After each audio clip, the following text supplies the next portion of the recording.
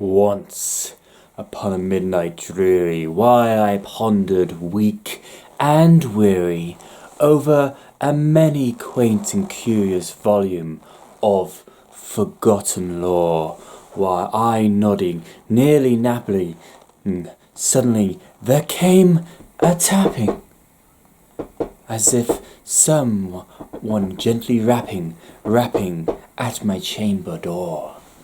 "'Tis some visitor," I muttered, tapping at my chamber door. Only this, and nothing more.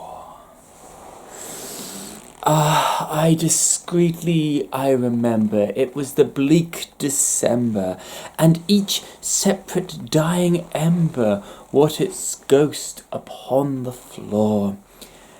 Eagerly I wished the morrow, vainly I sought to borrow from the books of circus of sorrow, for the lost Lenore, for the rare and radiant maiden who was the angel named Lenore, nameless here forevermore. And the silken, sad, and certain rustling of each purple curtain filled me with fantastic terrors never felt before, so that now still the beating of my heart I stood repeating.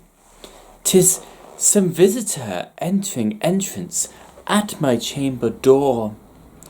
Some late visitor entering entrance at my chamber door. 'Tis this is, and nothing more."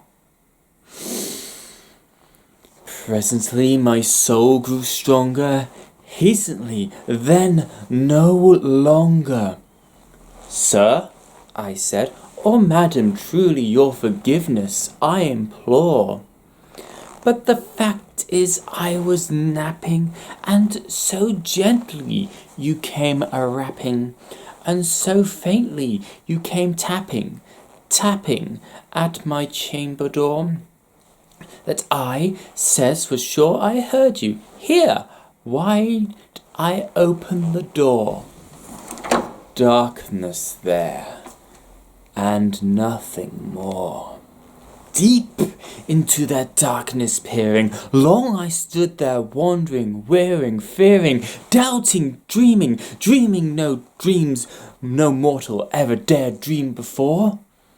But the silence was unbroken, and the stillness gave no token, and the only word was spoken was the whispered low word, "Lenore, Lenore." This I whispered, and an echoed murmured back the word, "Lenore."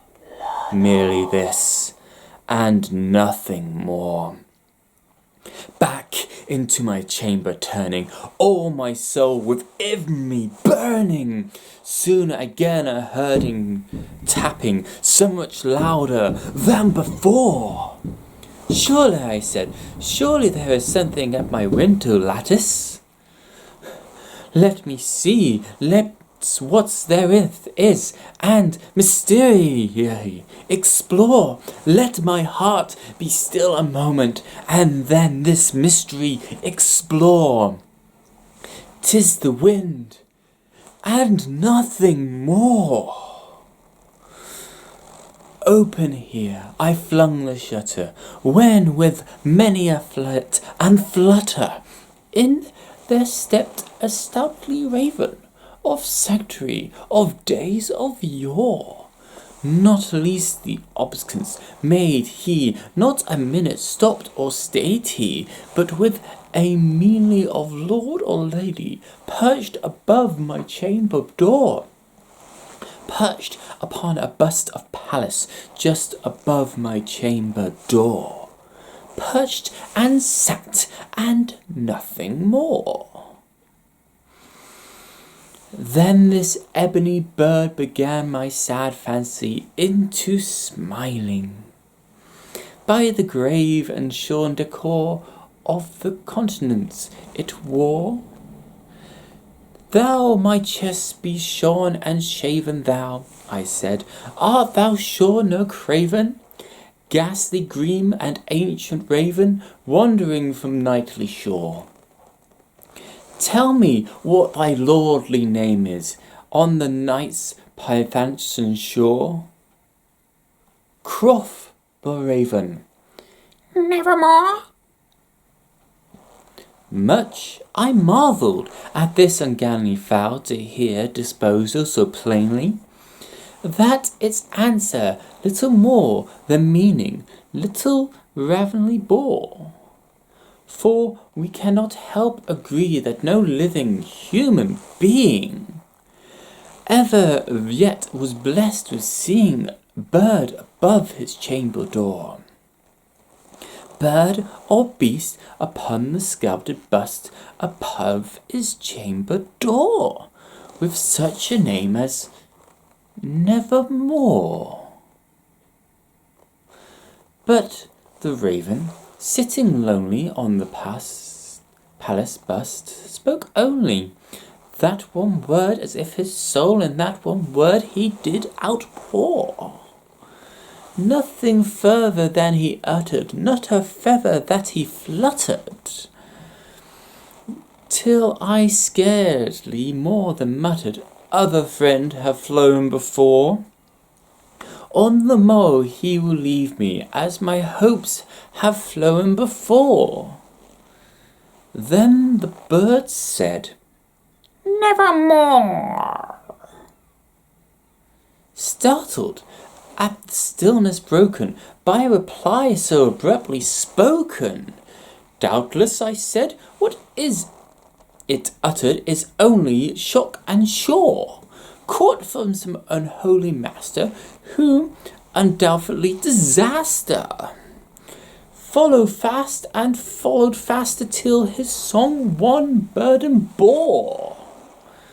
Till the dirge of his hopes that melancholy bird bore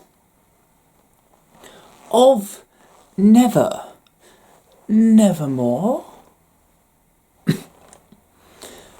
But the raven, still beguiling all my fancies into smiling, straight I wheeled a cushioned seat in front of bird and bust and door. Then upon the velvet sinking, I betook myself to linking fancy into fancy, thinking what of this ominous bird of yore. What this grim, ungainly, ghastly, gaunt, and ominous bird of yore meant in its croaking, nevermore. This I sat engaged in guessing, but no syllable expressing to the fowl whose fiery eyes now burn within my bosom's core. This and more I sat dividing, with my heart at ease reclining on the cushion's velvet lining that the lamplit glowed o'er, but whose velvet lining with the lamplit glowed did over. Shall we pass and nevermore? Then men's throat the air grew denser, perfumed with an unseen scenter, swung by seraphim whose footfalls twinkled on the tuniced floor. Wretch, I cried, thy God hath lent thee, by thy angels hath he sent thee respite, respute, and nethen from my memories of Lenore. Quoth this kind of nephew, and forget this lost Lenore. Quoth the raven, Nevermore. Prophet, said I, thing of evil prophet still, if bird or devil, whether tempest sent, or whether tempest tossed thee here ashore, still yet undaunted on this desert land enchanted, on this home by horror haunted, tell me truly, I implore, is there? Is there balm in Gilead? Tell me, I implore. Quoth the raven, Nevermore. Prophet, said I, thing of evil prophet still, if bird or devil.